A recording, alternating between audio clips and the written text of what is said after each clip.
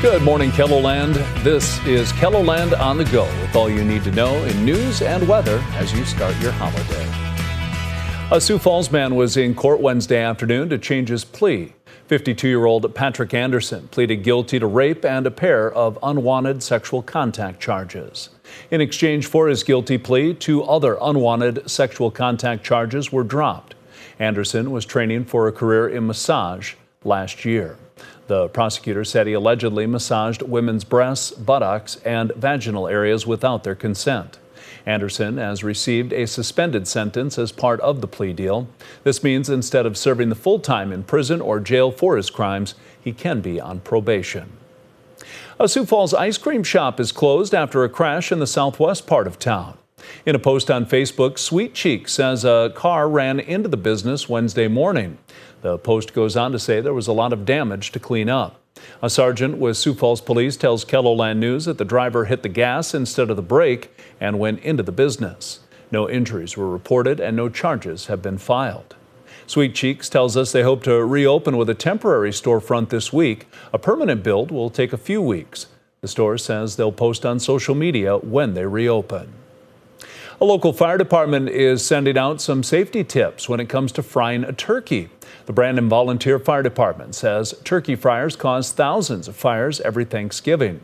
Officials shared this video from a recent safety demonstration. Authorities say to fry outdoors away from homes, decks, and garages. Use a fully thawed turkey. Turn off the burner before lowering the turkey in. Monitor your oil temperature and have a fire extinguisher nearby. Now let's get a check of our weather with meteorologist Scott Munt. Happy Thanksgiving, Scott. Happy Thanksgiving, Travis, and to everybody out there. We are looking at a dry Thanksgiving, but it will be cold. Temperatures will be below average. We'll have afternoon highs in the 20s and 30s. 30s today across western and south central South Dakota. Next round of snow moves through, for some of us starting tonight. But a lot of the accumulating snow holds off until probably after sunset tomorrow, going into tomorrow night and Saturday. I'll talk more about it coming up. Thank you, Scott.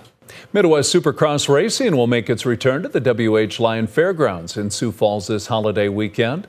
Hundreds of truckloads of dirt were used to build the track inside the expo building, where men, women, and children of all talent levels will compete. You're going to see riders from the ages of 3 to 4 years old all the way up to 60, 65 years old. We have classes for everybody. You're going to see a lot of high flying, bar banging action is what we say in our industry. Midwest Supercross racing is tomorrow and Saturday inside the expo building. Admission is $15. We provided a link with a complete schedule and ticket information under this story on KELOLAND.com. At least one South Dakotan is going to be having a busy morning, and she's going to be in New York City. Madison Bradbury is playing the clarinet with Macy's Great American Marching Band. The practice schedule leading up to the event is intense. We are constantly moving because it's like a field show kind of. So we have to kind of, whatever Dr. Good wants us to do, we just listen to him, and we get a few breaks here and there, but mostly it's just running everything over and over and over again until we get it spot on. Bradbury, who's a student at Sully Buttes, says they get their music about 2 weeks ahead of the parade and have to have it all memorized by the time of the show. She's the only South Dakotan to participate with the Great American Marching Band for 4 years. The Parade of Lights will be lighting up the streets of downtown Sioux Falls tomorrow evening. However, there are some roads that will be closed off. Downtown Sioux Falls shared this map of the parade route. Phillips Avenue will be closed beginning at 6:45 tomorrow night. Side streets marked in red are no parking zones and also close at 6:45. Streets marked in yellow are float staging areas and close at 5 o'clock.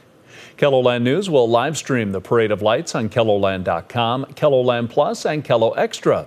Jordan DeSmit and Scott Munt will be hosting the show. Ahead of the parade, Don Jorgensen will flip the switch on our holodeck tower.